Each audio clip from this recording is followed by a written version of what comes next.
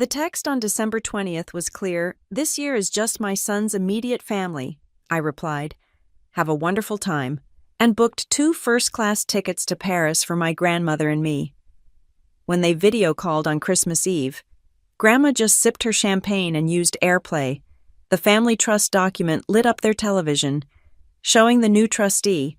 "My name is Leah Martin, and I am 33 years old. On the 20th of December, at precisely 6:17 p.m., my phone vibrated against the cold quartz countertop of my kitchen island. I didn't need to look at it. The specific tinny buzz was one I had assigned to only one person, my mother. I was watching the Seattle rain, a relentless fine mist that blurred the lights of the city into a watercolor of grays and blues. My apartment, 2/3 of the way up a building that promised unobstructed views of the Sound, was silent. I had built my life around this kind of silence. Controlled, sterile, and intentional. I wiped my hands on a towel, picked up the phone. The text message was short, efficient, even. "Christmas this year. We're just inviting your brother's family and his wife and kids." I read it twice, analyzed the word choice. Just a surgical partition. "My son's immediate family," she had written. "Not your brother's." A subtle linguistic demotion. He was the son. I was the corollary, his family, with the 2.5 children and the new, impressive in-laws, a doctor and a lawyer. As I'd been reminded weekly was immediate. Her daughter, was now, apparently, extended. I stood there for a full minute, the phone heavy in my hand. The rain hissed against the glass. I felt the familiar, dull compression in my chest. It wasn't the sharp, hot sting of betrayal. That was for younger women, for people who still carried hope. This was something different. The chronic, low-grade ache of a fact being confirmed. The weariness of a 33-year-old lesson that refused to end. My thumbs moved with practiced precision. I typed 4 words. "Have a wonderful time." No punctuation, no questions, no anger. I did not ask why. I did not point out that I, too, was immediate family. I did not remind her that I was her child. I hit send. The message turned blue, delivered. I placed the phone face down on the counter and went back to the window, watching the ferry slide through the dark water below. I would not cry. I had debugged multi-threaded race conditions in C++ that were more emotionally taxing. This was just a logical error, a bad pointer, a segmentation fault in the family code. The phone rang, startling me. A different ringtone, a warm, analog-sounding bell. Evelyn. I let it ring 3 times, a small ritual to compose my voice, to bleach the ice out of it. "Hey, Grandma." "Leah, dear, I was just pulling the pan out of the oven. Am I catching you in the middle of work?" Her voice was like old paper, thin but textured, and the only source of uncomplicated warmth in my life. "No, just wrapping up. What's baking?" "Gingerbread," she said, and I could hear the smile. "The dark kind, with the extra molasses. Just like you like. Now, I was calling to ask what you were planning to bring for the 25th. Your mother is being vague about the menu, and I want to make sure we don't end up with 3 kinds of green bean casserole again." There it was, the casual, innocent question that landed like a ball-peen hammer on a fractured bone. My mother hadn't told her. Of course she hadn't. Evelyn was my grandmother, but she was her mother-in-law, a logistical nuisance to the grand performance. I leaned my forehead against the cool glass. "You know, Grandma, I haven't even thought about it. I've been so buried in a new project. Tell me about the gingerbread. Did you use the crystallized ginger I sent you?" I kept her on the line for 10 minutes. I steered the conversation, asking about her neighbors, her arthritis, the book she was reading. I made her laugh, a dry, crackling sound that I loved. I painted a vague picture of a holiday I would not be attending, a ghost at a feast I was barred from. I did it to protect her, to shield her from the casual cruelty of her own daughter. I promised to call her back tomorrow. I hung up and the silence of the apartment rushed back in, heavier this time. This was the hollowness. It was no longer painful. Not really. It was just familiar.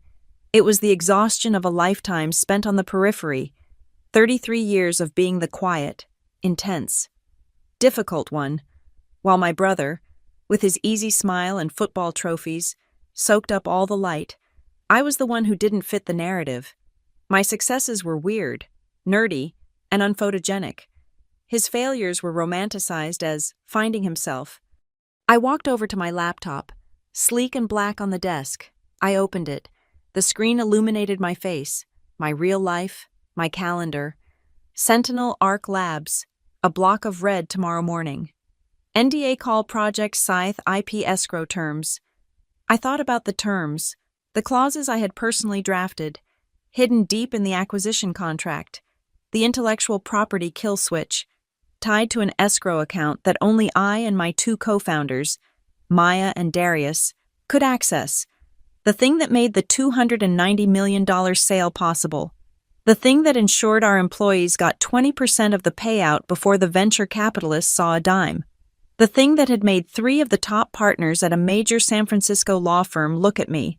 A 33-year-old woman in a plain black sweater, with a terrifying mixture of respect and fear. My father had insisted I use his financial advisor after the sale. He handles all of our investments. Leah, he's very good. I'd taken the meeting, listened to the man patronize me about mutual funds, and then quietly moved my entire net worth into a blind trust managed by a woman in Zurich, whose name my family had never heard. I clicked off the calendar and, out of some morbid, self-punishing instinct, opened social media, a private family group chat, the one I was clearly still in by administrative oversight. My sister-in-law, the lawyer, had posted a photo, fabric swatches, trying to decide on the tablescape for Christmas Eve, which one feels more classic for the doctor's parents. My uncle replied, "As long as there's enough bourbon, they'll love it. Can't wait to show our new in-laws a proper family Christmas." A proper family Christmas. I looked at the color swatches, burgundy and gold, performative, curated, a stage set for a play I had not been cast in. They weren't just having a holiday, they were impressing an audience. And I, with my quiet intensity and my lack of a photogenic, high-status husband, was bad for the brand. I closed the laptop. The screen went dark, and my reflection stared back at me, pale, tired, but my eyes were clear. "Not my fault," I whispered to the reflection. It wasn't an affirmation, it was a diagnosis. This is their choice, a choice made, no doubt, in a family meeting I wasn't invited to. A choice to prioritize the aesthetics of a party over the inclusion of their own blood.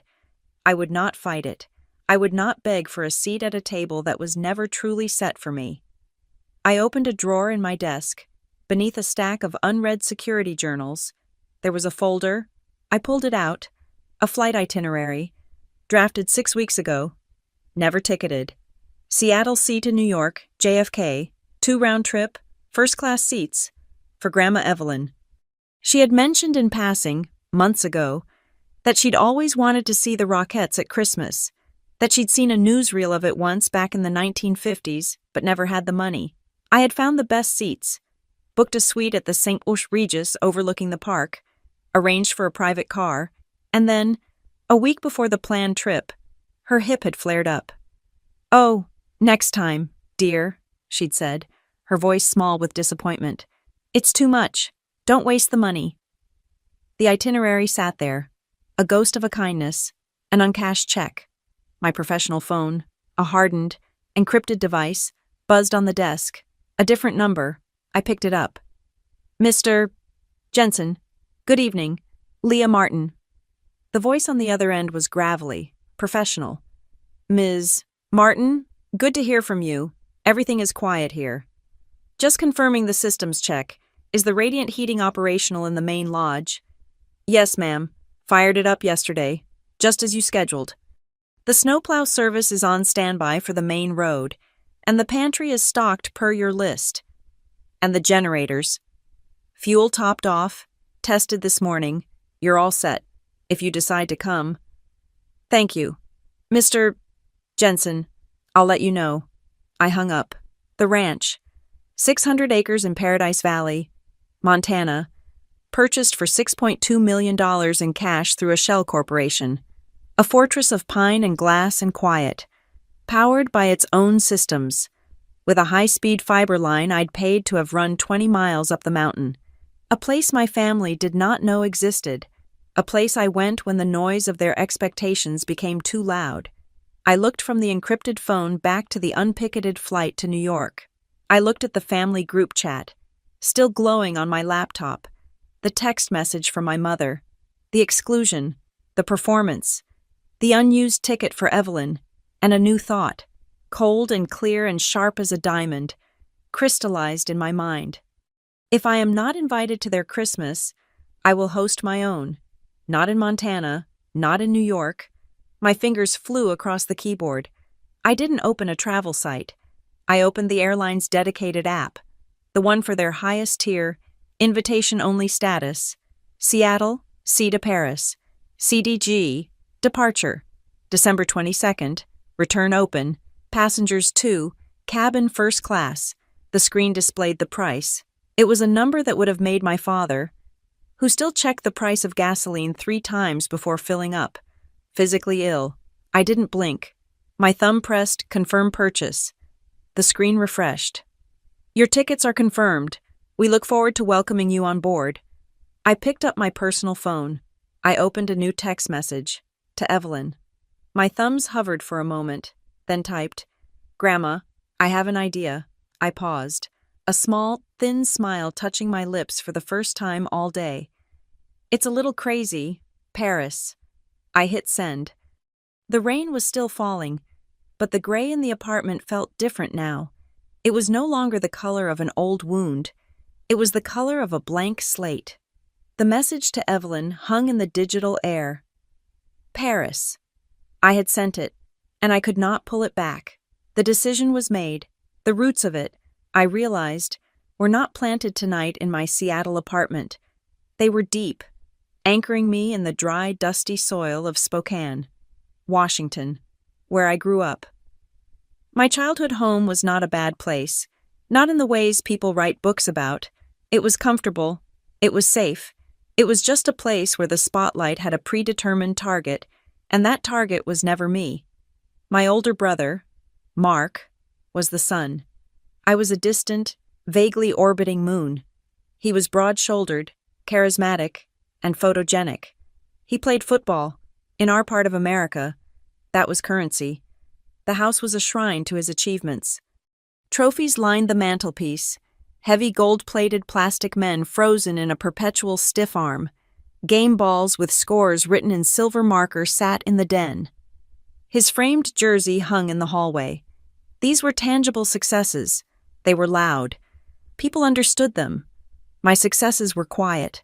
They happened inside a machine, in lines of glowing text. In 10th grade, I spent 3 solid months writing a predictive algorithm for a state-level computer science competition. It analyzed traffic patterns to optimize emergency vehicle response times. When I started, I barely knew what I was doing. When I finished, I had created something that worked. I won first place. I drove home, clutching the laminated wood plaque. It felt impossibly light compared to Mark's trophies. I walked into the kitchen, where my mother and Mark's girlfriend, Sarah, were looking at a magazine. Mom, I said, my voice too loud. I won the state competition. My mother looked up, her eyes still glazed over from the magazine. Oh, that's good. Leah, she smiled. A quick, automatic stretch of the lips. That's very nice. The smile vanished. She turned back to Sarah, tapping the glossy page.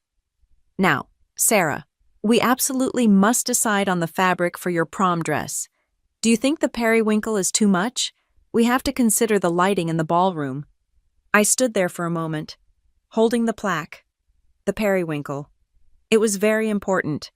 I went to my room, put the plaque in my desk drawer, and closed it. When it came time for college, Mark went to Washington State, close enough for weekend visits and tailgate parties. I applied for the farthest, best program I could get into information security at Cal Poly, in California. I got a scholarship, But it didn't cover everything. In the 4 years I was there, my family never once visited. Not for parents' weekend, not to see my dorm, not to help me move in or out. The flight is just so expensive. Leah, my father would say, you know how busy we are with Mark's season. I knew. I learned to pack 2 suitcases, sell my furniture on Craigslist at the end of every spring, and fly home alone, to cover my books and the certifications that my scholarship wouldn't. I got a job at an ATT store in the mall.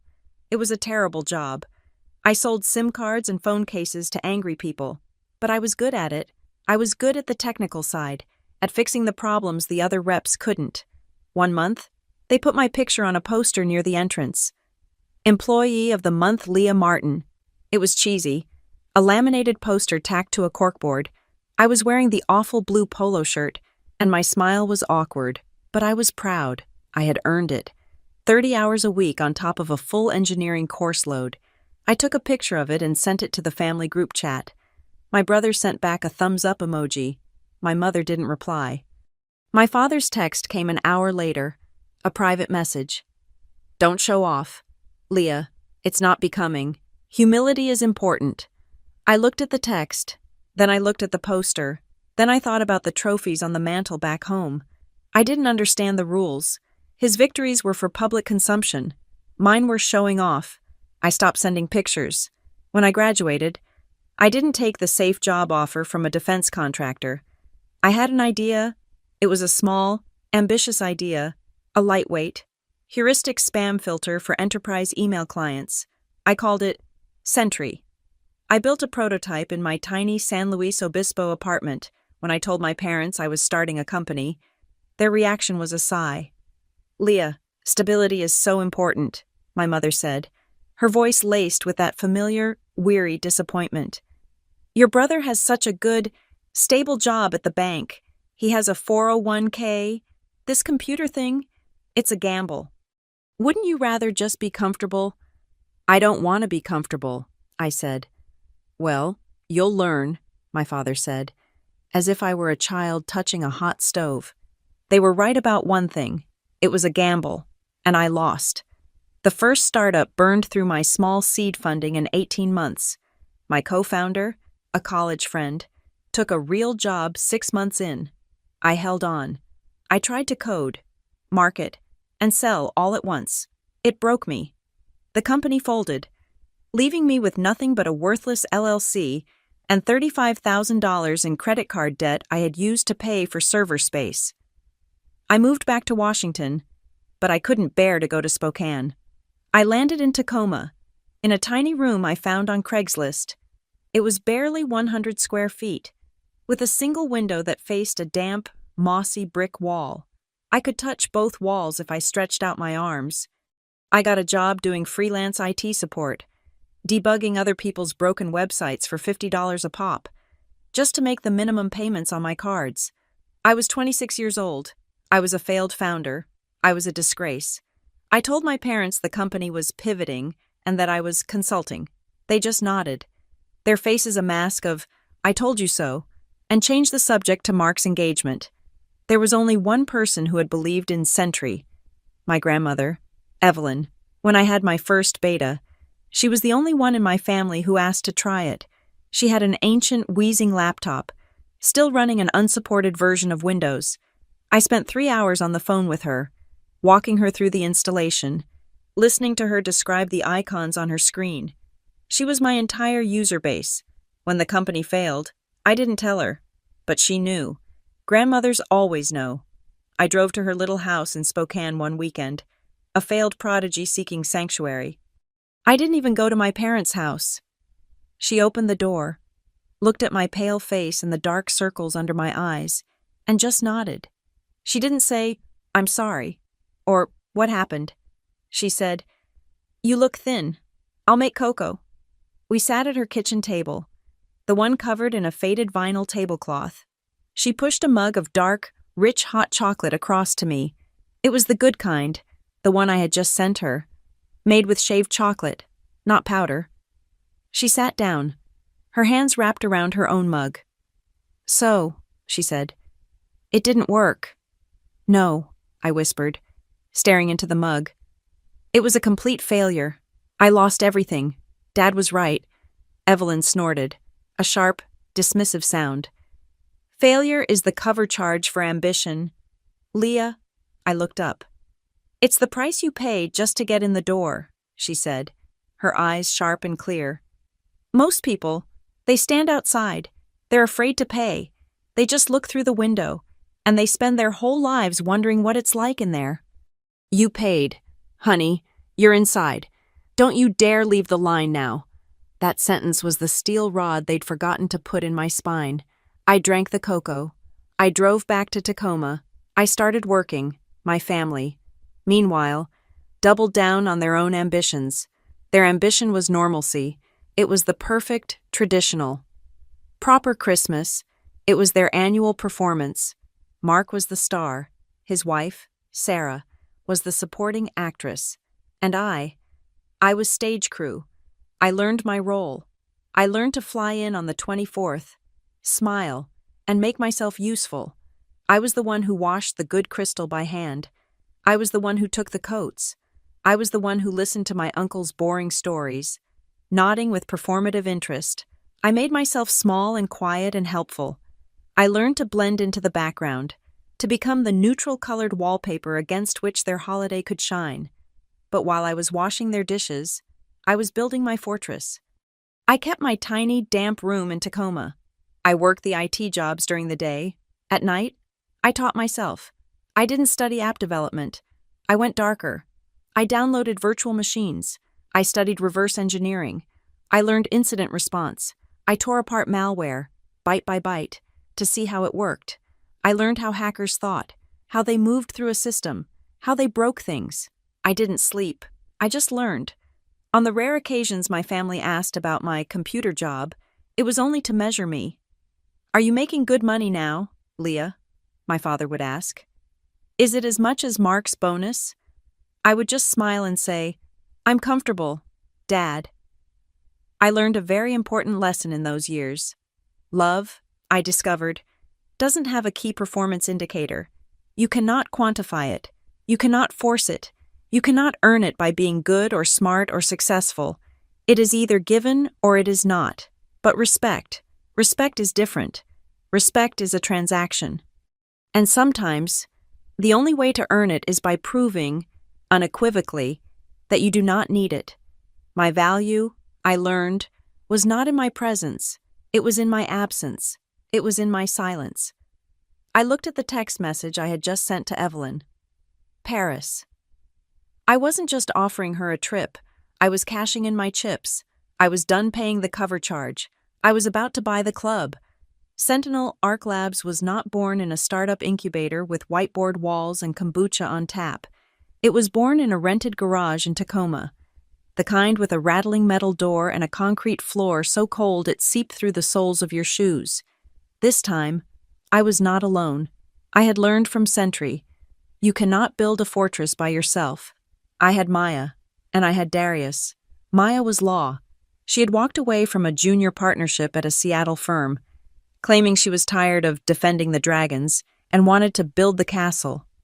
She was sharp, precise, and saw contracts the way I saw code as a system of instructions that could be exploited or fortified. Darius was research and development. He was a quiet, brilliant man who had spent 5 years in network defense. He didn't just understand systems, he felt them. He could spot a bad actor by the rhythm of their packet requests. I was the architect, the one who built the engine and laid the strategy. Our product was born from my time in the dark. We called it the black box. Companies were developing faster than they could secure themselves, pushing code a dozen times a day in their CI/CD pipelines. They were leaving digital doors wide open, leaked API keys, unsecured credentials in public code repositories, anomalous behaviors in their build chains. We built a tool that acted like a flight recorder for their entire development process. It didn't just scan for known vulnerabilities, it learned the unique behavior of their system.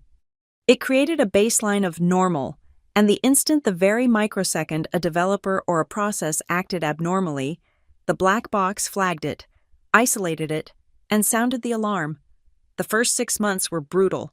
We had a handful of small business clients, beta testers who were paying us pennies. The cash was non-existent. My savings from the IT support jobs evaporated. Then my personal savings. I sold my car, an old sedan, for cash and started taking the bus. My diet became a rotation of ramen packets, the kind that cost 20 cents apiece. Doubt was a physical weight. I would sit in that cold garage, my fingers numb, thinking about my brother's stable 401k. Then the call came. It was 2:45 in the morning on a Tuesday. A mid-sized logistics company, one of our largest clients, which meant they paid us almost nothing. They were on fire. Not a simple breach, but a full-scale assault. A sophisticated attacker was inside their system, moving laterally toward their shipping manifests and payment gateways. Their CISO was panicked. "We're dark," he yelled into the phone. "We can't see him. We can't stop him. And he's encrypting everything." Darius was already on a keyboard. "He's good," Darius murmured, his eyes scanning logs. "He's not using a script. He's thinking." Maya was on the phone with their legal team, getting emergency authorization. I just coded. I found the entry point, a compromised developer credential, just as our thesis predicted. But the attacker was already past it, using a zero-day exploit we'd never seen. We couldn't kick him out, so we built a box around him. For 72 hours, we did not sleep, the three of us, in that garage, fueled by gas station coffee. We manually rerouted their entire network, segment by segment, through our black box prototype. We didn't just watch the attacker. We profiled him. We learned his habits. We anticipated his next move and walled off that part of the system seconds before he arrived. We kept the company running. We held the line. On the third day, the attacker, realizing he was trapped in a labyrinth of our making, simply gave up and disconnected. The system was clean. A week later, the logistics company's chief information security officer flew to Tacoma. He was a tall man in an expensive suit. He stood in our garage, looked at the exposed wiring, the empty ramen cups, and the three of us, who looked like survivors of a plane crash. He didn't say thank you. He just pointed at our prototype. That was a proof of concept. I'm signing a contract. The first-year contract was for $1.2 million. We moved out of the garage and into a real office, a small space with actual heating. We hired our first 3 engineers. The first thing I did, before we even cashed the check, was pull Maya into a room. "I want to structure the cap table," I said. "But I want something non-standard." "What?" she asked. "If we are ever acquired, I want the employees to be paid first. Not us, not the investors, the employees." Maya raised an eyebrow. "That's not how this works. Leah." "Make it work," I said. 20% of any sale, off the top, goes into an employee-managed labor trust. Priority shares, ironclad. She smiled. "I'll draft it." We grew. We built a honeypot, a fake system designed to lure attackers. 6 months later, one took the bait. It wasn't a script kiddie. It was a sophisticated group. Darius caught the signature. "This is new," he said, his voice quiet with a terrifying kind of excitement. "They're testing us." That night, Darius reverse-engineered their malware. I wrote the patch to neutralize it, and Maya spent the night drafting a detailed legal complaint, including a forensic analysis of the attack vector, which she delivered to the group's hosting provider and the FBI's cybercrime division by sunrise. We weren't just a product anymore. We were a security operation. Year 2. The infrastructure funds came calling. They saw our client list. They saw our defense record. We took a Series A. The negotiation was brutal. They wanted control. They wanted the core IP transferred to their holding company. I remembered my first failure. My first company. "No," I said, in the big glass boardroom. Maya stepped in. "What we can offer," she said, "is a compromise." The compromise was Appendix 14, a clause I had written myself. It stated that the core intellectual property, the black box algorithm, would be held in a third-party escrow. It could not be transferred, sold, or modified without a unanimous vote from the founders. It effectively gave me a veto. They balked. We threatened to walk. They signed. With my portion of that funding, I did something my family would never understand. I didn't buy a Tesla. I didn't buy a waterfront condo. I created a new blind trust, and through it, I quietly purchased 600 acres of land in Paradise Valley, Montana, for $6.2 million. It was a ranch, with a simple lodge, its own well, solar, and a generator. It was my fortress, a place I could disappear. My name was on no deed. My family thought I was still just a consultant, making good money.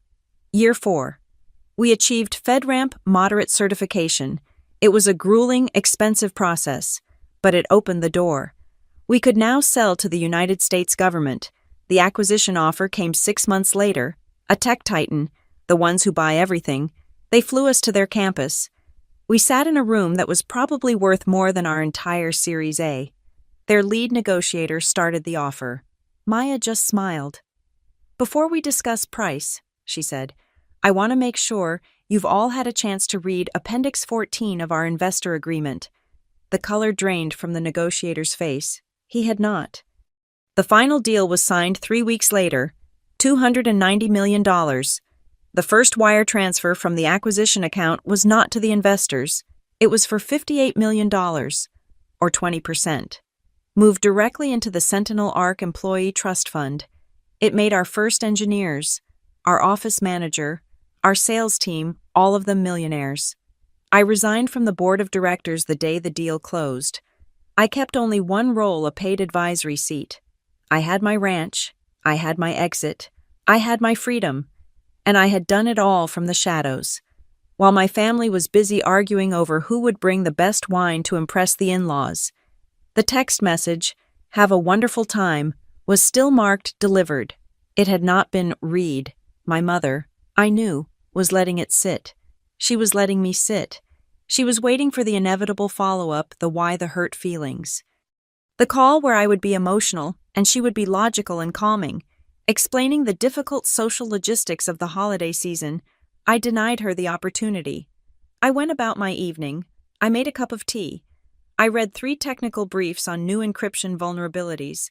I did not check my phone again. The follow-up text came, as I knew it would. The next morning, it was a strategic, preemptive strike, designed to manage my reaction. "Leah, I hope you understand. It's just that it would be less awkward for Mark to host everyone with his new in-laws. The doctor and the lawyer, it's a lot of pressure on Sarah. We wanted to make it easier for them. Less awkward." I stared at the words. I was not family. I was an awkward variable, a social logistic that was too complicated to solve. This I could work with. This was not an emotional appeal. It was a business decision, and I understood business. I opened my laptop. My aunt, the one who was always organizing the family tree on a shared cloud drive, was famously bad with digital security. I had helped her set up her account years ago. I still had the recovery credentials. It took me less than 30 seconds to access the shared family drive. There it was, a folder labeled Christmas 2023. Inside, a document. Guest list, final. I clicked it. It was a spreadsheet, a list of names, my aunts, my uncles, my cousins, and there, near the top, was my name, Leah Martin, and next to it, in red, strike through text, was a comment from my mother, dated 3 days ago. Discussed in family meeting, will manage. A family meeting, one I had not been invited to. A meeting where I was an agenda item to be managed. I was not a person. I was a problem. I closed the document. I did not change anything. I did not leave a digital footprint. I logged out. I felt a strange, cold calm. The last bit of fog. The lingering, childish hope that this was all just a mistake, evaporated. This was an execution, planned and ratified by committee. I did not respond to my mother's text. Instead, I did a different kind of research. I found the resort my brother and sister-in-law were hosting at. It was an exclusive, showy place in the mountains, the kind with valet parking for skis. I found the event package they had likely booked.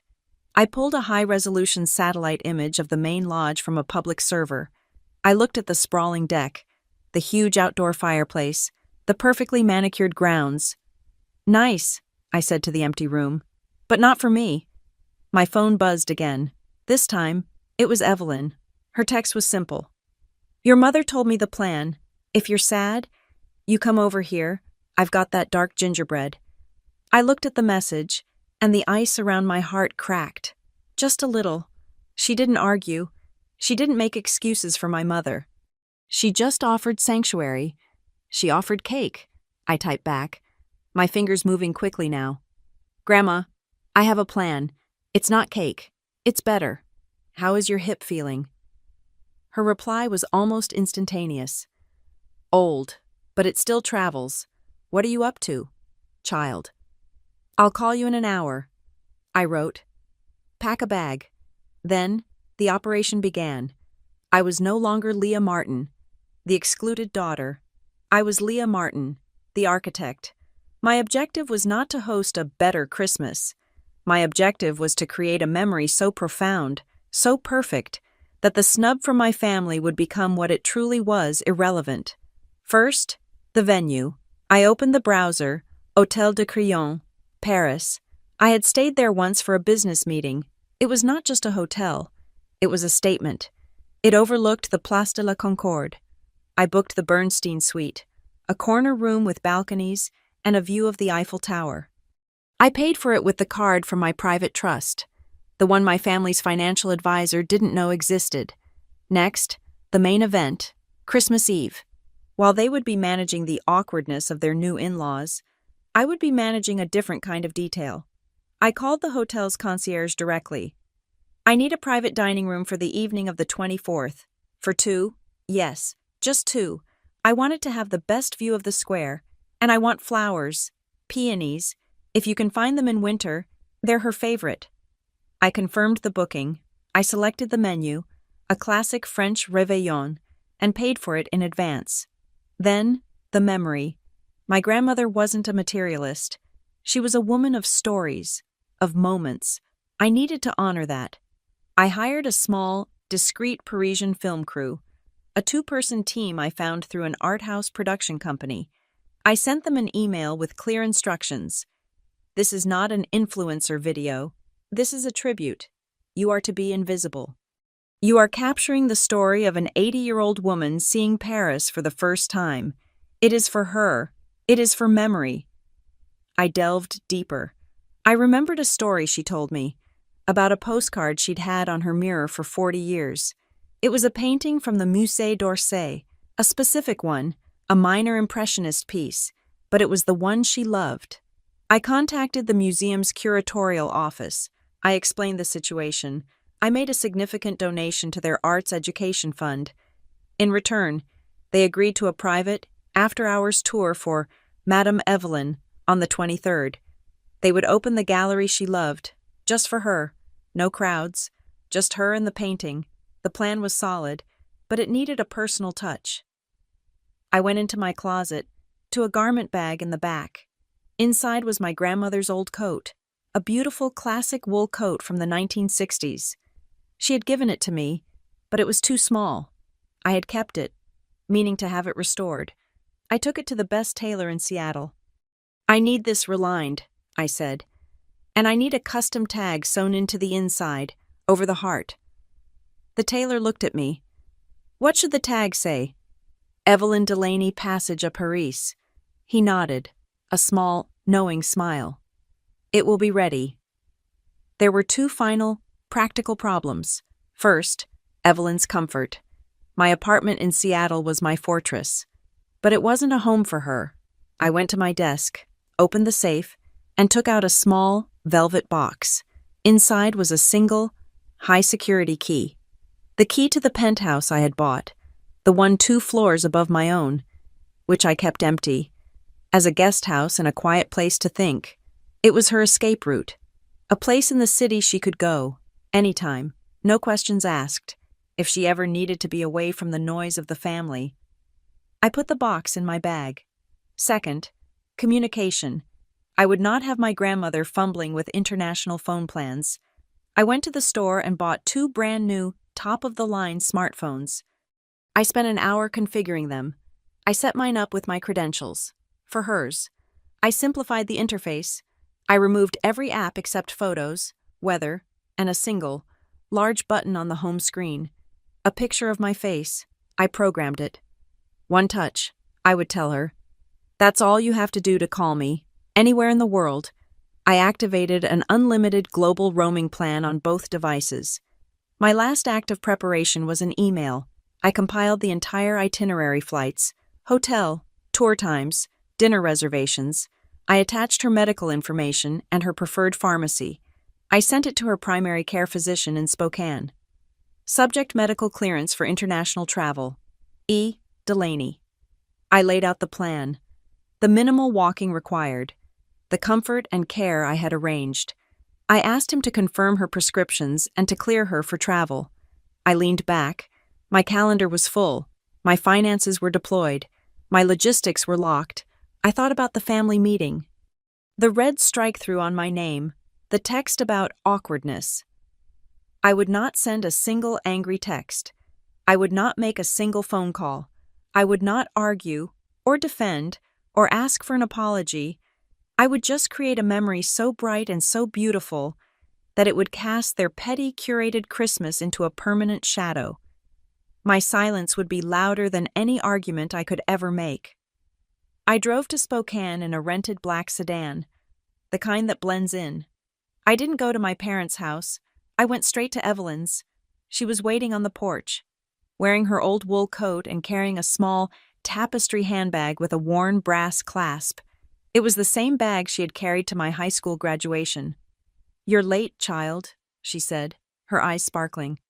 "I know, Grandma. Traffic." "There's no traffic in Spokane," she sniffed, but she let me take her arm and lead her to the car. Seattle-Tacoma International Airport on December 22nd was a frantic constellation of lights and stress. People ran with overstuffed bags, yelling at children, their faces tight with the anxiety of holiday travel. We bypassed all of it. I guided Evelyn to the dedicated first-class check-in. There was no line. A woman in a sharp uniform smiled at us. "Good evening. Where are we flying tonight?" "Paris," I said, placing our passports on the counter. The woman looked at our tickets, then at Evelyn, who was standing there clutching her old handbag. The woman's professional smile softened into something genuine. "Madame," she said to Evelyn, "the lounge is just past security. Let me get you a wheelchair escort so you don't have to walk." "Oh, I can walk," Evelyn started. "I insist," the woman said kindly. "It's part of the service." On the plane, the pod was larger than my first Tacoma apartment. Evelyn ran her hand over the smooth, curved shell. A flight attendant appeared instantly, offering champagne. Evelyn, who usually only drank a small sherry at Christmas, took the glass. She settled into the seat, which was already unfolding into a lie-flat bed. She looked over the partition at me, her face a mixture of awe and profound suspicion. "Leah, are you sure about this? This is too much. What did this cost?" I leaned across the aisle. "Grandma, it doesn't matter what it cost. It's just money. I'm just taking you to the place you always dreamed of going, the place you had on that postcard." Her eyes misted, just for a second. "The Monet," she whispered. She took a sip of champagne. "Well, all right then." We landed at Charles de Gaulle at dawn. The air was cold and sharp. As we exited the private customs line, a man in a dark suit was waiting. He was not holding a generic Martin sign. He was holding a polished wooden board, elegantly lettered, "Madame Evelyn." Evelyn saw it and put her hand to her chest. She had never, in her entire life, been Madame Evelyn. She had been Evie, or Mrs. Delaney, or Mom, or Grandma. The man bowed slightly, took her small bag, and led us to a black Mercedes. The Hotel de Crillon was quiet. The marble lobby smelled faintly of lilies and old-world wax. They did not ask us to wait at a counter. The manager greeted us at the door. "Ms. Martin, Madame Delaney, welcome. Your suite is ready." We rode a velvet-lined elevator. He opened the double doors to the Bernstein suite, and the first thing we saw was the light. It was a pale Parisian morning light, flooding in through 3 sets of floor-to-ceiling French doors, and beyond them, the view, the Place de la Concorde, sprawling below, the obelisk, the fountains, and in the distance, framed perfectly between 2 buildings, the Eiffel Tower. Evelyn walked, as if in a trance, past the peonies I had ordered, which sat on a marble fireplace. She walked past the sitting room, past the king-size bed. She went straight to the center balcony, opened the doors, and stepped out. The city was waking up. The sound of traffic was a distant, civilized hum. She placed her weathered hands on the cold stone balustrade. She just looked. She didn't say anything for a long time. Then, a single, satisfied sigh. "Well," she said, "to the city. Finally." That afternoon, after she had napped on sheets she claimed were made of clouds, we walked. I let her set the pace. We went down to the river and walked slowly across the Pont Alexandre III. The bridge was absurdly ornate, all gold statues and Belle Époque lamps. She stopped in the middle, leaning on the railing to look at the Seine. "You know," she said, not looking at me, "when I was 22, I worked at a bakery in Spokane. I woke up at 4 every morning. I saved every tip, every single one. I had a jar, and I put a picture of this city on it." She laughed, a dry, small sound. "I wanted to come here. I saved for 2 years. I had almost enough for the boat ticket, not a plane, a boat." "What happened?" I asked. "Oh," she said, waving a hand. "Life. Your grandfather's father got sick. The farm needed help.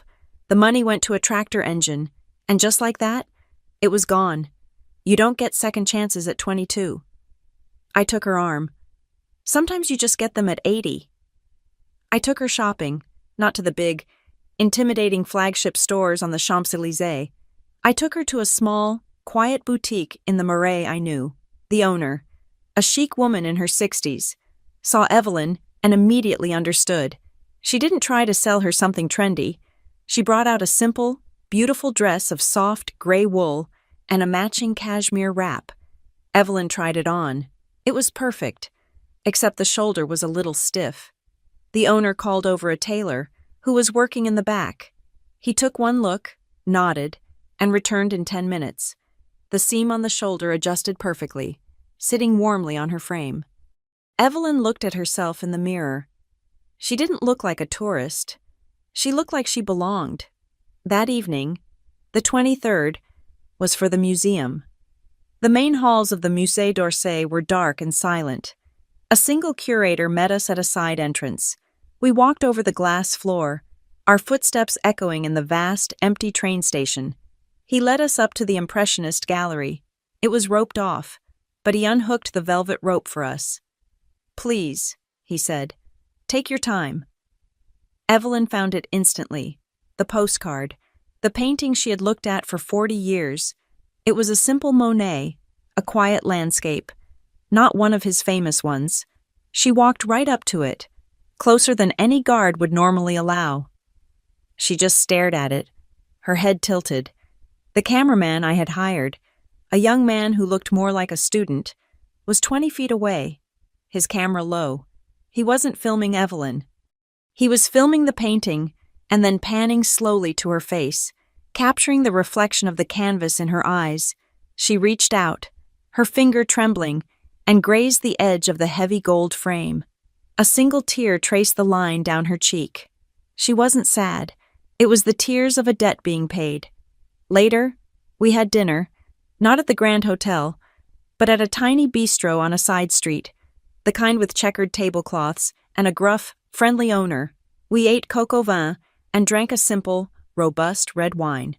When the owner heard our story, that it was Evelyn's first ever night in Paris, on Christmas Eve, he brought over 2 small glasses of Calvados, the apple brandy, on the house. "To Noël, madame," he said, raising his own glass from behind the bar. "To Paris." As we sat there, Evelyn laughing, her face flushed with the wine and the warmth. I took out the new phone. I opened the camera. I took a short video. It was just 30 seconds. Just her, raising her glass, the lights of the bistro sparkling behind her. I looked at the clip. It was perfect. It was the truth. I opened my messaging app. I went to the family group chat, the one filled with talk of table settings and doctor-in-laws. I attached the video. I thought about the caption for a long time. I could have said nothing. I could have said, "Merry Christmas from Paris." But I didn't. I typed one sentence. "Here's to the only one who believed in me before I believed in myself." I hit send. I put my phone in my pocket. It took less than 5 minutes. My phone, the one in my pocket, began to vibrate. Not once. It began to pulse. A relentless, frantic buzzing. Messages, texts, missed calls. I ignored them. "What's all that, dear?" Evelyn asked, finishing her brandy. I pulled out the phone. The lock screen was a cascade of notifications. My mother, my father, my brother, my aunts. "Where are you? What is this? You took Grandma to Paris. Call me right now. Why would you do this?" My cousin, the one who lived on social media, had screenshotted the video and posted it to his public Instagram story. The match had been lit. The fire was spreading. I looked at the chaos on my screen. Then I looked at Evelyn, who was signaling for the check. I silenced the phone. "It's nothing, Grandma," I said. "Just work." I showed her the one-touch call button I had made for her. "This is your new phone. If you need me, you just press my face." She looked at the phone, then at my buzzing, frantic device. "They're bored, Leah," she said, shrugging on her new coat, the one with the hidden label. "They've got nothing better to do. Pay the man. We have a schedule to keep." The walk back to the hotel was quiet. The bistro's warmth faded, replaced by the crisp, cold air of the Paris night. Evelyn's arm was linked through mine.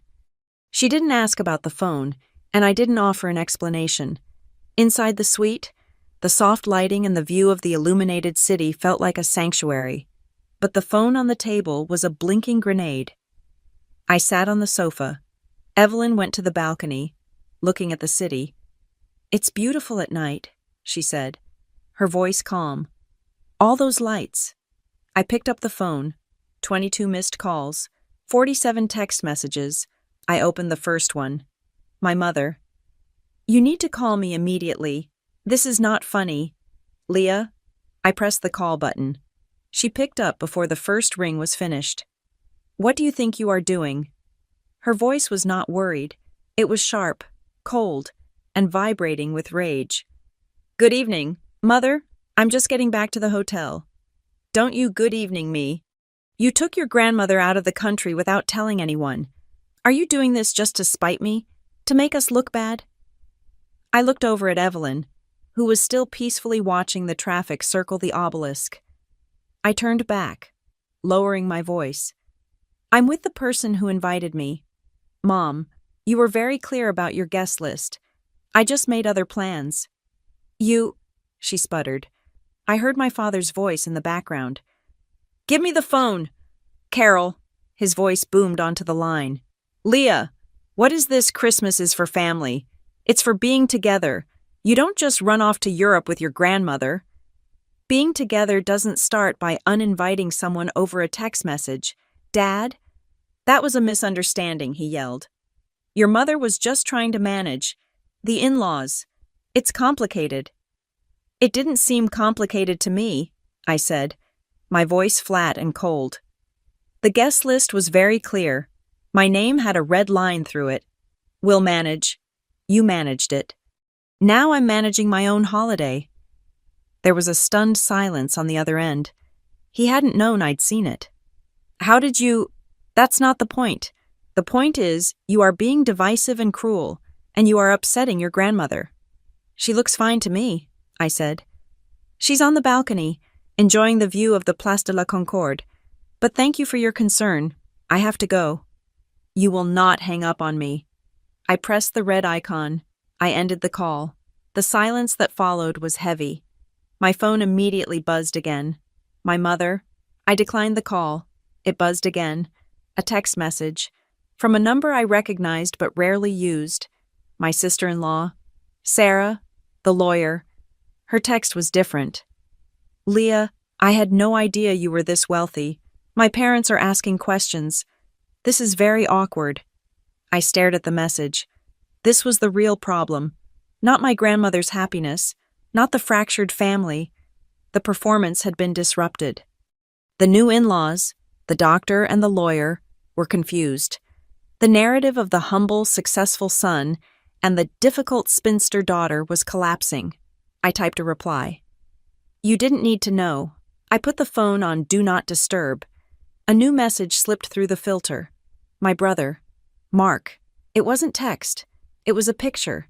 His 2 children, a boy and a girl, bundled in snowsuits, building a lopsided snowman. They were cute kids. The caption read, They miss their Aunt Leah. They don't understand why you're not coming. The guilt, the final predictable weapon, the one they always used, deploying the children as a shield. I looked at the photo. Then I looked at Evelyn, who had come inside and was pouring herself a small glass of water. I took a photo.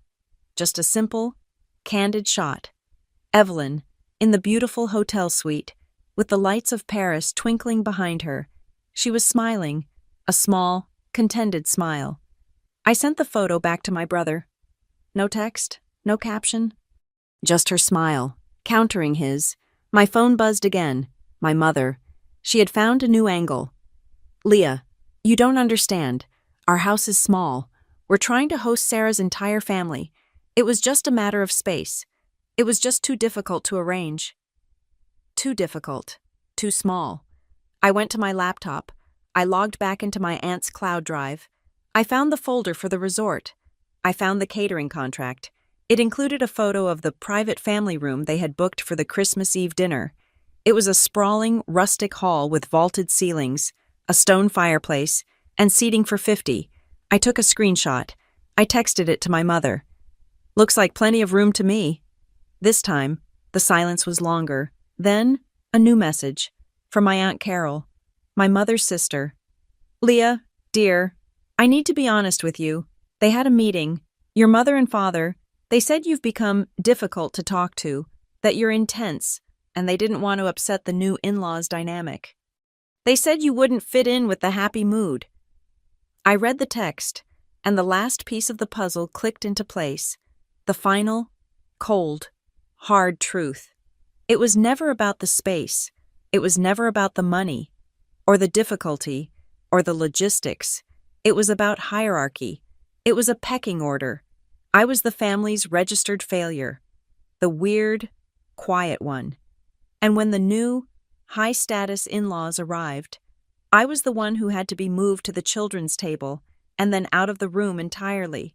Lest my intensity spoil the happy mood, I realized, with a chilling clarity, that my success was actually the problem.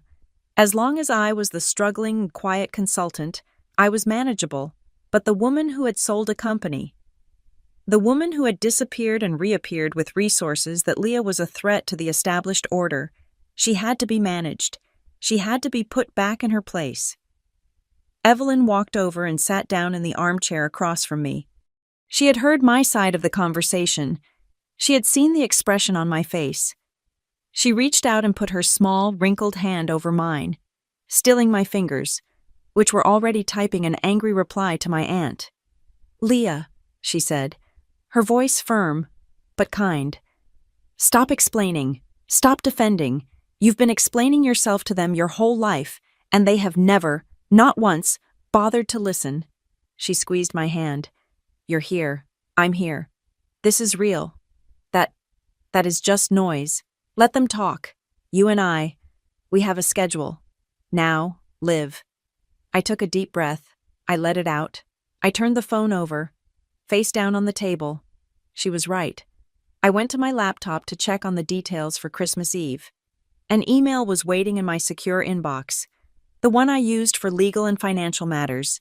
It was not from my family. It was from Mr. Harrison, the advisor for the Delaney Family Trust, the trust my grandfather had set up, and which Evelyn was the sole remaining trustee for. The email was flagged, urgent. Ms. Martin, I am contacting you at your grandmother's request. We spoke this afternoon. She has decided to make a significant update to the trust's articles, specifically regarding the line of succession for her trusteeship. She has named you as the sole successor trustee and future executor. This is a substantial change from the previous documents, which listed your father and your uncle. She was very specific about the changes. She also wants to restructure the trust's charitable directives. She requested I contact you to facilitate this. She mentioned you were in Paris. I can arrange for a notary and legal counsel to meet you there tomorrow. If you are in agreement, please advise. I read the email twice. I looked up at Evelyn. She was watching me, her eyes sharp. She knew. Grandma, are you sure? It's my money. Leah, she said, simply. Well, it was your grandfather's, and his father's. It was meant to build things. It was meant to help. It was not meant to be a slush fund for impressing doctors and lawyers. This will be a war, I said. It's always been a war, child, she said. You've just been the only one unarmed, now, about this money. It's for helping people. People like you. People who pay the cover charge. It's time to help the people who are still standing in line. Do you agree or not? I nodded slowly. I agree. Good.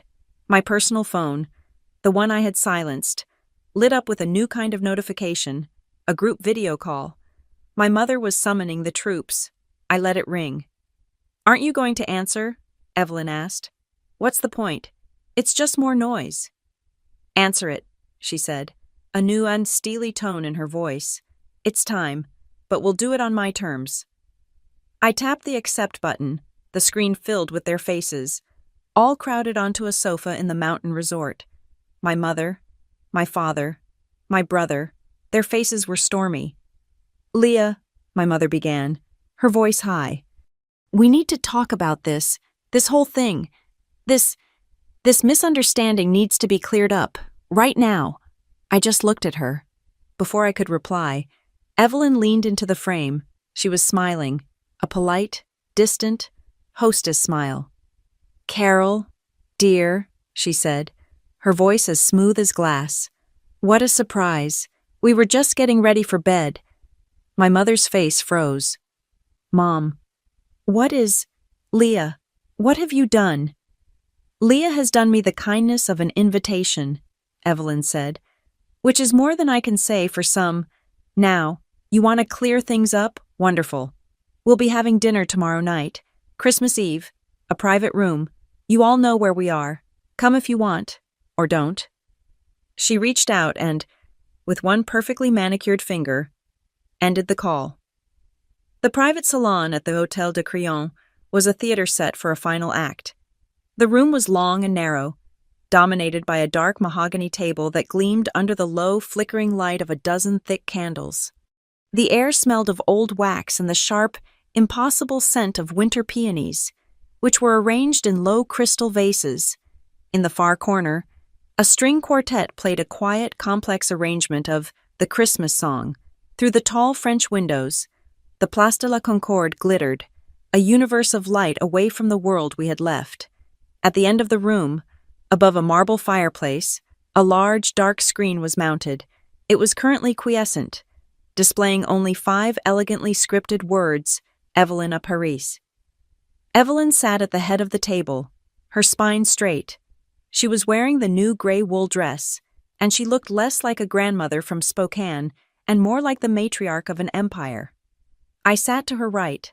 The cameraman and his assistant were in the corner, next to the musicians, indistinguishable, their equipment small and dark.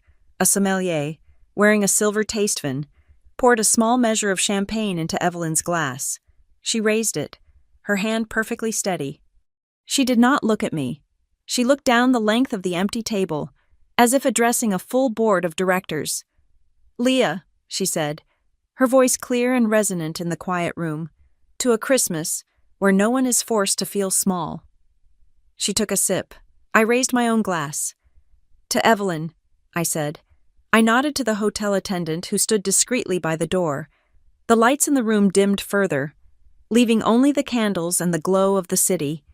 The string quartet softened, and a new sound emerged from the hidden speakers, a subtle, cinematic score. The screen came to life. The video tribute was not what my family thought it was. The videographer had skillfully woven the past into the present. It began with the old, digitized photographs I had given him, grainy images from the 1970s and 80s my grandfather, tall and thin, my mother as a teenager, defiant and bright. Then, it shifted to a series of Christmases from the 1990s. The camera loved my brother. Mark, beaming, holding up a new football. Mark, standing by the fireplace, surrounded by gifts. Mark, at the head of the table, carving a turkey. And in the background of 3 different shots, I had found myself, a ghost at the feast. In one, I was just a blur of a brown sweater, visible over my father's shoulder, my hands in the kitchen sink, washing dishes. In another, I was sitting alone on the bottom stair, watching the family open presents, my face half hidden. The music swelled, and the screen cut to black. A single word faded in, white on black Himalaya. The score changed, the screen filled with color, sharp and vibrant. It was Evelyn, stepping onto the hotel balcony for the first time, her hands gripping the cold stone balustrade. It was Evelyn, her face 3 inches from the Monet at the Orsay, her eyes wet with the recognition of a 40-year-old dream. It was Evelyn, her head thrown back, laughing in the bistro, her face flushed with wine and the warmth of the room. The cameraman had caught the moment, panning from her joyous face to the Eiffel Tower as it exploded in its hourly cascade of light. Evelyn watched herself, her hand pressed against her lips. When the bistro scene played, she let out a small, sharp laugh of pure delight. "Ah," she whispered, to the screen. "There I am, finally." The video ended with a long, slow shot of the Seine at dawn, the water like polished steel. As the screen faded to black, I reached for Evelyn's hand under the table. Her skin was like paper, but her grip was like a vice. A single, muffled flash, nearly invisible, illuminated our joined hands. The cameraman had his shot. The string quartet began to play again. A waiter stepped forward to present the first course, and my phone, placed deliberately on the table beside my plate, lit up and began to vibrate. It was not a text. It was an incoming group video call. My mother. Evelyn looked at the buzzing phone, then at me. A small, satisfied smile touched the corners of her mouth. "Right on schedule," she said. I tapped the green button. I propped the phone against the heavy silver centerpiece.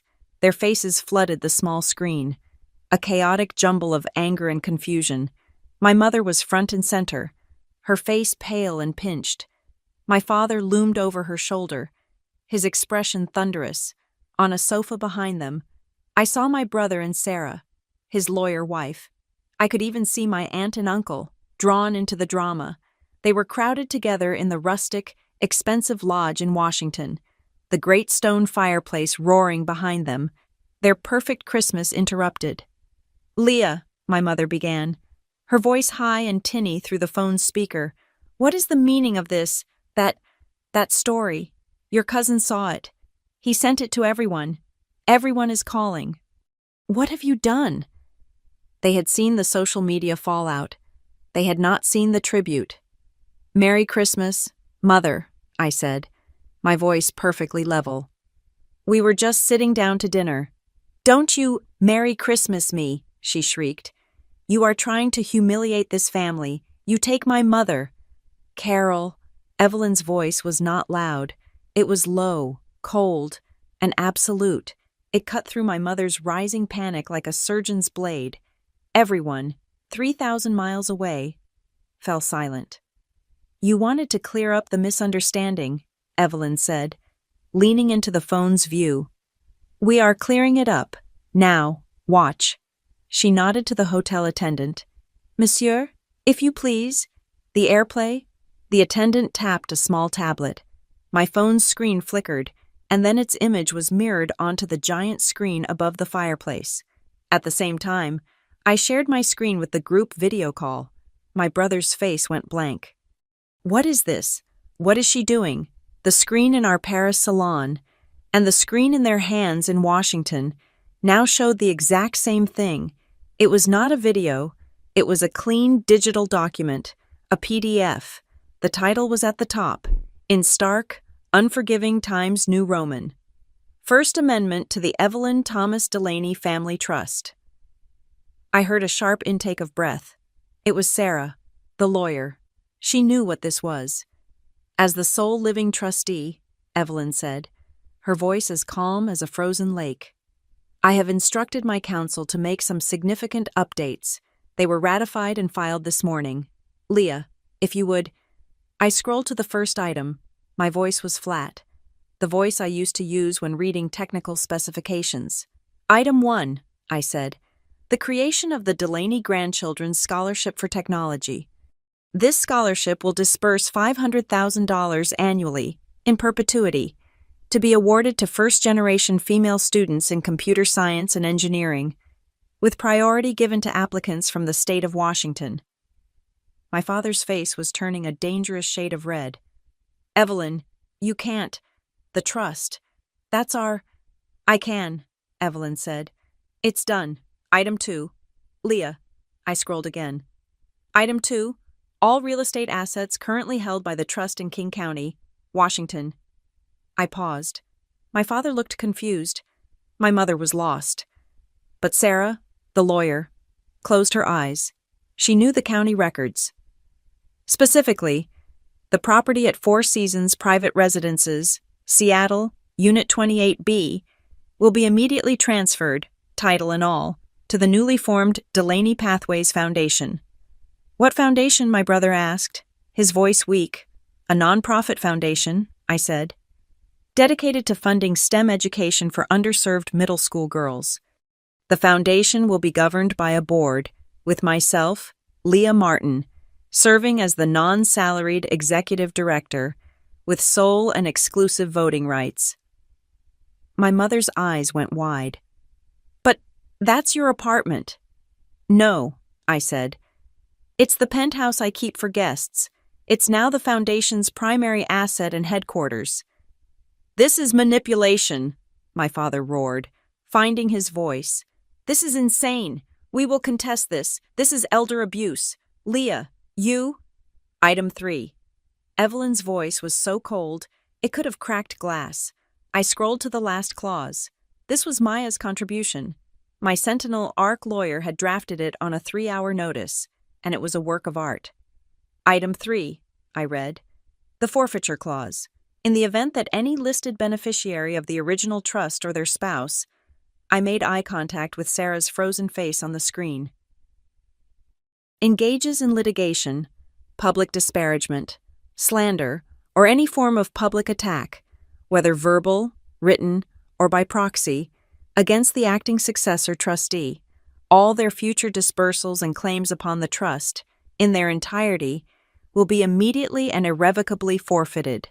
Those forfeited funds will be transferred, in full, to the endowment of the California Polytechnic State University. I smiled, a thin, cold smile. No negotiation. The lodge in Washington was silent. The only sound was the crackle of their enormous, performative fireplace. My father's mouth was open, but no sound was coming out. Sarah was staring at the screen, her legal mind frantically running calculations, processing the brutal, airtight finality of the trap. They couldn't sue. They couldn't slander. They couldn't even complain to their friends without risking everything. Evelyn picked up her wine glass. And of course, the amendment designating Leah Martin as that successor trustee. All signed, witnessed, and notarized this morning. Merry Christmas, everyone. She nodded to me. I ended the call. The string quartet began to play again. The waiter stepped forward. Madame, Monsieur, your first course, the waiter, with movements as silent as the snow that wasn't falling, placed the first course in front of us, a perfect, sculpted disc of foie gras torchon, with a fig reduction and toasted brioche. The string quartet had seamlessly transitioned into a complex classical piece. The phone, dark on the white tablecloth, lit up again. Another group video call. "They are persistent," Evelyn noted, picking up her fork. "They're wounded," I said. "They've just lost control of the narrative. And the bank." "No," she corrected, taking a small bite. "They've just been handed the bill for their own choices. Answer it. But do not raise your voice. The person who is calm is the person who is winning." I accepted the call. The image resolved. The same faces, the same room, but the dynamic had shattered. The anger was gone, replaced by a hollow, ringing shock. Sarah, the lawyer, was whispering frantically into my brother's ear. My father just looked old. My mother was the first to speak, her voice trembling, not with rage, but with a desperate, failed attempt at matriarchal authority. "Leah, what is this, a scholarship? A foundation, that apartment. That's a family asset. You can't just, you don't even have a family of your own. You don't understand what it means to build something for your children." It was the oldest, deepest cut, the one they had always used, that I was incomplete, a spinster, a childless, career-obsessed anomaly. "I have a life of my own. Mother," I said, my voice perfectly even. "A life I built while I was being told to be smaller, quieter, and more helpful. A life none of you ever bothered to ask a single question about. This is the result of that life." My father pushed into the frame, his face pale. This is a mistake. Evelyn, Leah has poisoned you. She's manipulating you. No one meant to exclude her. It was a space issue, a misunderstanding. We can fix this." A new voice crackled from the background of their room. My Aunt Carol. "That's not true. David." "Carol," my mother snapped. "You be quiet. This is a private family matter." "I am family," my aunt said, her voice rising, shaky with either guilt or a newfound courage. "And I was in the meeting. I was right there. It's not a misunderstanding. I heard you. You said, 'Leah will just make it intense.' You said, 'It's easier if she's not here.' You struck her name off the list with a pen. David, I watched you do it." A dead, heavy silence fell over the call. My father stared, speechless. My aunt had just thrown the grenade. My brother, Mark, finally spoke, trying to reclaim the logic. It wasn't malicious. We wanted the party to be tidy. The in-laws, the kids. It was just simpler. It was a logistical choice." Evelyn, who had been quietly eating her first course, set down her fork. She leaned toward the phone, her eyes magnified with a cold, analytical brilliance. "Tidy, Mark," she asked, her voice soft. "Or presentable?" Mark flinched. Sarah, the lawyer, stepped forward, her face a mask of professional control. She was no longer a daughter-in-law. She was counsel for the defense. "Okay, that's enough. This is highly irregular. This is borderline coercion. You cannot just ambush us with legal documents on Christmas Eve. You're turning a holiday into a deposition. You should have gone through counsel. This isn't a trial." Evelyn smiled. It was the thinnest, sharpest smile I had ever seen. "Oh, but my dear, you're mistaken. I'm not the one who turned this into a trial. You all did that. 3 days ago, in that family meeting. You sat as judge and jury. You found my granddaughter guilty of being difficult and intense. You sentenced her to exclusion." She leaned closer. "I'm not holding a trial. I'm just reading the minutes of the meeting back to you. It seems you just don't like hearing the verdict when it's not in your favor." She picked up her water glass, took a sip, and continued. "You all talk about what you know. You talk about family. Let me tell you what I know. 3 years ago, my furnace broke. It was January.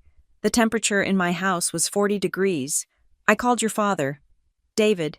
He said he'd look into a repairman's schedule when he had a moment." My father's face was white. "I called you. Mark," she said, her gaze pinning my brother to the sofa. You said you'd see if your bank had any special loan programs for seniors. I was freezing for 2 days, wearing my coat indoors. Now, Mom, my father started. That's an exaggeration. I was there, Evelyn snapped, silencing him. And then Leah called. Just to check in. I tried to lie, but my teeth were chattering. She was in Tacoma, a 4-hour drive. It was snowing. She said, "Don't move, Grandma." She arrived at my house at 10 o'clock at night. She had just been paid for a small consulting gig. She had exactly $54 in her checking account. She gave 50 of it, in cash, to the emergency heating repairman she had called from the road. She sat with me until the heat came back on at midnight, and then she drove 4 hours back to Tacoma because she had to work the next morning. She ate ramen noodles for 2 weeks to make up for that $50. She never told any of you. She never posted about it. She never asked for a single word of thanks. The silence on the call was absolute. Do you want to know what else I know? Evelyn continued, relentless.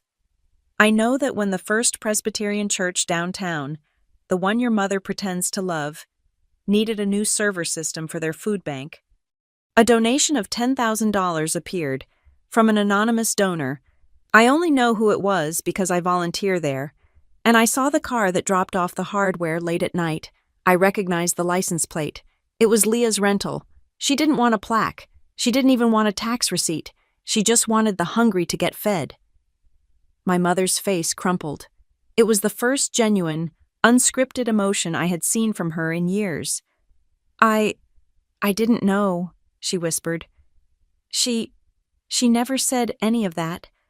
I told you, I said, my voice quiet, cutting through the silence. I told you the furnace broke. I told you about my work projects. You were busy. I looked right at her. You were busy arranging things to look nice. Mom, it's very hard to hear the truth when you're that focused on the table space. My father put his hand on her shoulder. He looked at the screen, at me, at Evelyn. He saw the game was over. He tried for a truce.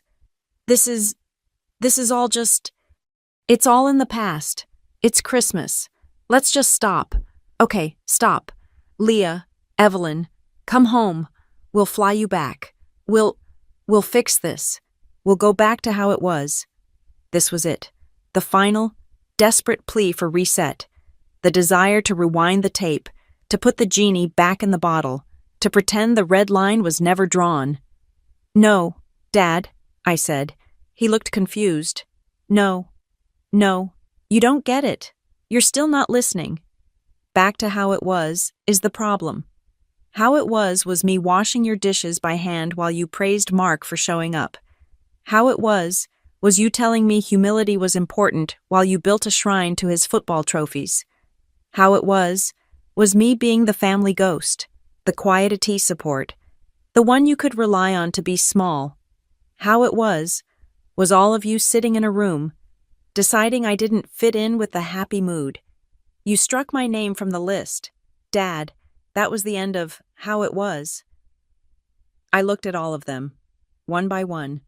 My weeping mother, my defeated father, my stunned brother, my calculating sister-in-law. You wanted a tidy Christmas, I said. This is how it is now. Tidy, final. Sarah was whispering urgently to Mark. My father looked like he had aged a decade. My mother was crying. Silent, humiliated tears. I looked at Evelyn. She nodded. We're having dinner now, I said. Evelyn reached out, her finger steady, and ended the call. The salon was perfectly silent. Even the string quartet was in a momentary pause. The waiter stepped forward, as if from the wings of a stage. He carried the wine bottle. Madame, Miss Martin, the Sancerre, for your coquille Saint-Jacques. Evelyn straightened her napkin in her lap. She smiled up at him. Thank you, young man. It looks lovely. The only sound in the room was the delicate, high-pitched clink of my silver fork against the Limoges china. We ate the main course in a profound, magnificent silence. The coquilles Saint-Jacques were perfect, delicate and seared, swimming in a light, buttery sauce, The Sancerre was cold as a stone. We did not speak. We let the string quartet fill the space. We let the family, 3,000 miles away, stew in the acidic silence of their own making. The phone, as I knew it would, lit up a final time. A third group video call. The last attempt. The plea bargain. I looked at Evelyn. She dabbed her lips with a napkin. "I suppose we should hear the closing arguments," she said. I accepted the call. The anger was gone. The shock had subsided. This was the raw, pleading face of defeat. My mother was at the forefront, her eyes red and swollen. My father stood behind her, his hand on her shoulder, his face gray. "Leah, please." My mother's voice was a whisper. "Please, just stop. This isn't us. This isn't family. Can't you just fly home? We can talk about this. In person. Back in the States. We can fix this." "No, Mom," I said. My voice was not cold this time. It was just firm. Final. "I'm not flying back to talk. We're talking right here. Tonight. You wanted a family meeting to decide my status. Here we are. This is the meeting." From the background, I heard a child's cry. Sarah, my sister-in-law, who had been sitting in stone-faced silence, flinched. Her professional mask broke, and for a second, she just looked like a tired mother. "Mark," she said, her voice strained. I need to go. The kids, they're waiting up for Santa. They don't understand what's—" She looked at the phone, at me, her eyes a mix of fear and resentment. She stood up and walked out of the frame. "Go ahead, Sarah," I said, my voice softening for the first time. "This isn't about them. This has nothing to do with the children. They aren't at fault here. Go be with them." My brother looked at me, his expression unreadable. Was it gratitude or just confusion? He nodded, his face pale, and followed his wife, his screen winking out. Now it was just them, my parents and my aunt, hovering in the background like a guilty ghost. My father took a deep breath, visibly trying to muster the last of his patriarchal authority. "Okay, Leah, okay. We hear you. We made a mistake, a terrible mistake. We see that. So let's move forward. How about this New Year's Day? A big dinner. At our house. Just us. The real family. We'll start fresh." "I'm not making any promises, Dad," I said, setting down my fork. "You don't get to just say start fresh and erase the tape. Fresh isn't a word you say. It's a structure you have to build. You don't understand. You still think this is about my hurt feelings. This isn't about a mood. This is about a system. The system you built." "Then what?" my mother cried, her voice cracking. "What do you want from us? Leah, what do you want us to do?" "You want to fix this?" I asked. "You want to heal? Then it's not a dinner. It's a contract. A new one. Because the old one, the one where I'm the silent, convenient, background character, is broken." What contract?" my father asked, his voice wary. "3 conditions," I said, holding up my fingers, as if I were in a boardroom. "You meet them, and we can begin to talk about healing. First, the performances are over. No more parties for show. No more impressing the in-laws or curating a look. Any family gathering from now on is about the actual, flawed, real people in the room. Or it does not happen. You want to impress someone. Impress each other with basic decency. Second, a schedule. For Grandma." I looked at Evelyn, who was listening intently. She is not a social prop. She is not a burden to be dumped on me when it's convenient and excluded when it's awkward. Her care, her time, her company, it will be divided, in writing, on a shared calendar. You will all take a shift. You will all show up. No excuses. And third, I said, apologies. I don't want to hear the words, "I'm sorry." They are meaningless to me. They are just air. From now on, any apology to me, or to her, must be attached to a specific, measurable, positive action. You have 90 days to propose your first actions. I will be the sole judge of whether they are acceptable or just more performance." There was a heavy silence. My father just stared. Evelyn spoke up, her voice clear. "And I have a condition, too, for the new scholarship, the first one, the big one. It won't be named for me. It will be named for whomever in this family. You, David, you, Carol, even you, Mark, writes the 3 most genuine, insightful, and compassionate recommendation letters for the first group of applicants. We'll judge them blind. Your titles, your bank accounts, they are worthless. Only your words and your understanding will have value." As if summoned by the conversation, a man in a dark, perfectly tailored suit approached our table. He was not a waiter. He was followed by a woman carrying a leather attaché case. He bowed slightly. "Madame Delaney, Ms. Martin, I am Monsieur Dubois, from your counsel's office, and this is our notary. We have the documents you requested." He placed a thin sheaf of papers on the table, next to Evelyn's plate. As my parents watched, their faces frozen in disbelief. They're right there," my mother stammered. "This is an international legal matter." "Mother," I said, "it requires precision." Evelyn took a heavy gold pen from the lawyer.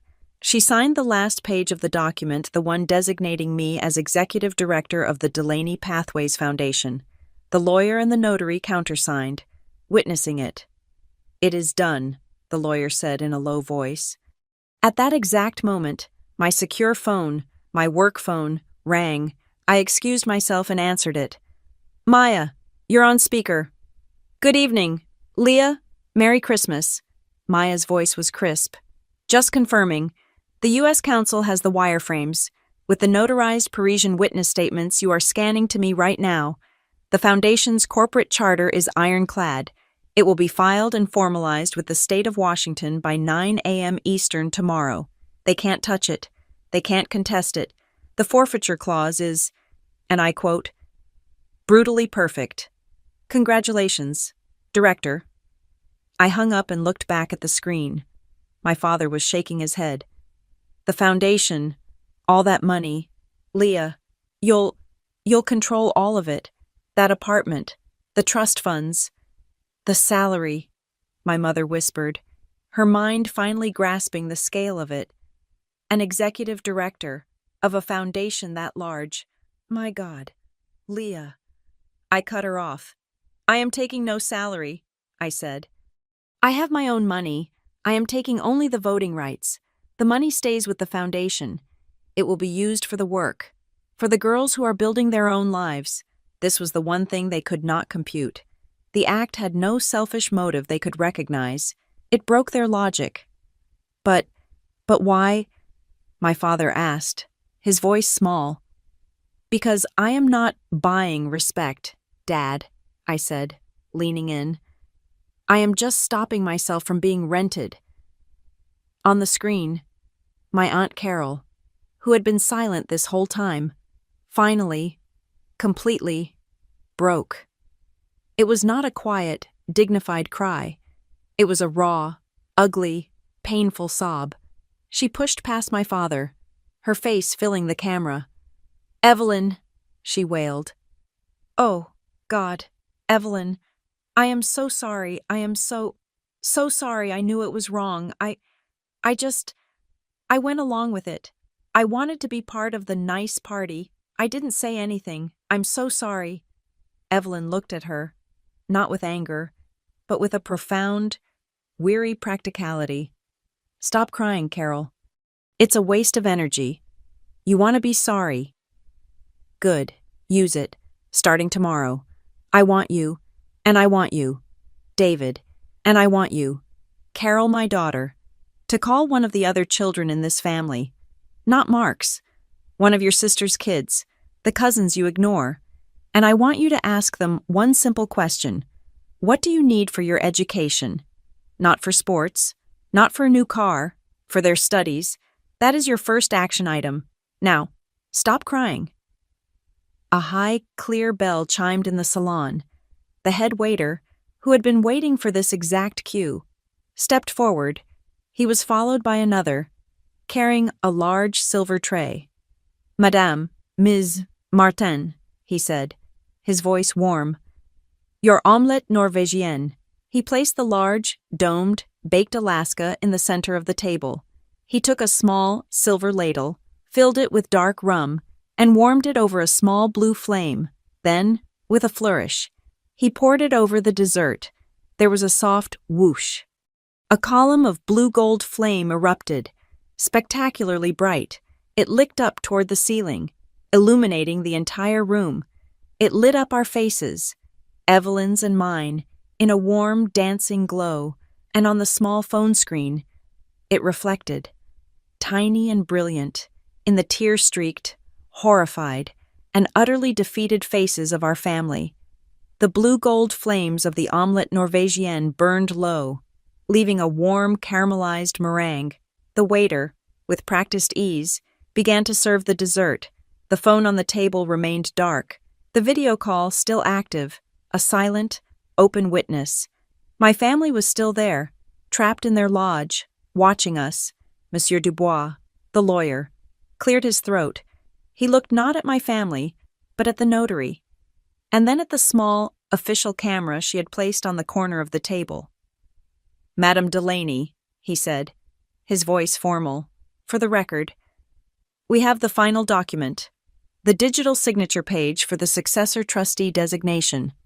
Before we proceed, the notary requires a final confirmation from you, recorded live, that this action is being taken of your own free will, without duress or coercion. Is that correct?" Evelyn, who was admiring the dessert, looked up at him. She placed her hands flat on the table, her gaze as clear and steady as the lens of the camera. "No," she said. The lawyer froze. The notary's hand twitched. My mother, on the tiny screen, let out a sound, a gasp of hope. "Mom." Evelyn smiled, a thin, sharp smile. "No, Monsieur Dubois, this is not duress. This is liberation. It is the freest thing I have done in 20 years. The lawyer visibly relaxed, a small smile playing on his own lips. "Thank you, Madame. Please proceed." The notary slid a sleek, dark tablet across the mahogany. The screen glowed with the signature page, the line at the bottom waiting. "My child." My mother's voice was a broken whisper from the phone. "Leah, honey, please, don't do this to us. Don't take it all away. Just, please." It was the voice she used when I was a child, the one meant to convey ultimate, unbearable disappointment, the one that had always worked. I looked at her face, her weeping, pleading face. I looked at my father, who just looked broken, his hands hanging uselessly at his sides. Then I looked at Evelyn. She had raised her hand, her old, frail hand, spotted with age, the knuckles swollen slightly with arthritis. It was trembling, not from fear, just from age. She was trying to aim her finger for the digital line. I reached out. I did not guide her. I did not push. I simply placed my warm, steady hand under hers. I supported her wrist. I gave her the strength that she had always given me. Together, her hand resting on mine. Her finger touched the glass. On the screen, in a clear digital script, her signature bloomed Evelyn Delaney. The screen flickered, processed the signature, and then refreshed. The large television above the fireplace, which was still mirroring our session, refreshed with it. The legal document vanished. In its place was a new, vibrant dashboard. A logo appeared, a clean, strong, sans serif font, Delaney Pathways, and beneath it, the new official designation in honor of Evelyn Delaney. My mother let out a low, keening wail. Before she could speak, I tapped the screen. The dashboard changed. A map of the United States appeared, with 3 states highlighted: Washington, Montana, Louisiana. "This is the Foundation's dashboard," I said, my voice narrating for the record. For them, for the lawyers. "This is the Q1 plan. The first round of scholarship applications opens in February. In partnership with the University of Washington, the first STEM Girls Center, a pilot program, will be established in Montana, funded by the proceeds from the ranch you didn't know I owned, and the second, in rural Louisiana, will be funded by, well, by me. My father finally spoke. His voice was hollow. But what about us? What about your family? Your brother's children, my grandchildren, is there nothing left for us? Evelyn leaned forward. She looked directly into the camera, directly at her son. Your family, David, she said, her voice quiet, but carrying the weight of a final judgment. Your family, if they want, can apply for a scholarship, just like everyone else. Your family, if they want, can walk through the exact same door of respect and hard work as every other girl in this country. There are no more private entrances. There are no more reserved seats. You are all, finally, equal. My mother's face was wet with tears. She looked at me, her eyes desperate, pleading for one last, personal connection. "Mom, I'm sorry," she whispered, the words so soft I could barely hear them. "Mom, I'm sorry. I'm sorry, Leah." I held her gaze. I did not soften. I did not look away. "Save those words, Mom," I said. "You have 90 days to turn them into actions. I'll be waiting for your proposal." My brother, Mark, who had returned to the room and was standing silently in the back, his face a mask of disbelief, stepped forward. He looked like he was about to say something, to argue, to defend, to plead. His mouth opened, and at that exact moment, from across the Place de la Concorde, a sound rolled through the air, so loud it seemed to vibrate the very glass of our windows. Bells, the deep, resonant, ancient bells of a Parisian church, ringing in the midnight mass, ringing in Christmas Day, as if cued by the bells. The string quartet, which had been silent, drew their bows and began to play. It was not a complex classical piece. It was O Holy Night, slow, solemn, and impossibly beautiful. My brother's words died in his throat. The argument was over. The verdict was in. A higher authority was speaking. The head waiter, as if he too were part of this choreography, moved silently to the tall French doors of our balcony. He turned the brass handles and pulled them open. A rush of cold, clean, Parisian air filled the salon, carrying with it the scent of winter and the distant, ethereal sound of a choir singing Minuet, Chrétiens. The city was celebrating. "Leah," Evelyn said, her voice soft. She was looking at the open doors. I stood up. I went to her chair. I gently helped her to her feet. The waiter stood aside, bowing. I took her arm, and I walked her, slowly, out onto the stone balcony. The city was spread out before us, a sea of golden light, and in the distance, from the direction of the Eiffel Tower, the first Christmas fireworks began to burst, silent and brilliant, against the black sky. We stood there, my grandmother and I, side by side, watching the colors explode. Behind us, in the warm, candle-lit room, the phone on the table was dark. The call had ended. The screen just showed a list of names, and next to each one, the small gray icon has left the meeting. On the large television above the fireplace, the dashboard was gone. It had been replaced by the final slide of the legal presentation, a single sentence, which had been the last clause in the new foundation's charter, glowing in the empty room. "No one shall be defined by their exclusion from a party." Evelyn, still watching the fireworks, raised the glass of champagne she had carried out. She held it up, not to me, but to the city, to the sky. She clinked it softly against my own. "You chose a life, Leah," she said, her voice full of a quiet, profound pride. "Not a role." I smiled, a real smile, a smile that reached my eyes for the first time in a decade. I didn't say anything. I just stood there, with her, and let the sound of the bells fill the silence. The last knot had been cut. The screen inside, unseen, still glowed, bright and final, confirmed. Thank you so much for listening to this story. I would love to know your thoughts. So please comment below and tell me where in the world you're listening from. If you enjoyed this, please subscribe to Maya Revenge Stories, like this video, and give us your support by hitting that hype button so more people can find and hear this story.